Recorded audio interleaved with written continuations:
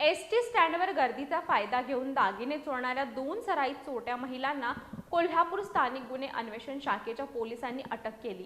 सावित्री लोंढे आणि कामिला चौगले अशी त्यांची नावं असून त्यांच्याकडून सुमारे 2,77,000 रुपये किमतीचे सोन्याचे दागिने जप्त करण्यात आले आहेत।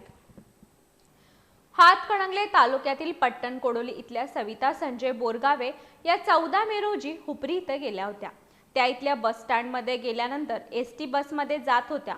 या दरम्यान चोरट्यांनी त्यांच्या पर्समधील सोन्याचं मंगळसूत्र आणि नेकलेस असे दागिने चोरले होते।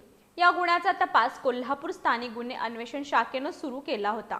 हुपरी इथल्या एसटी स्टँड परिसरातील सीसीटीव्ही कॅमेऱ्यातील फुटेजमध्ये दागिने चोरणाऱ्या दोन सराईत चोरट्या महिला पोलिसांना दिसून आल्या।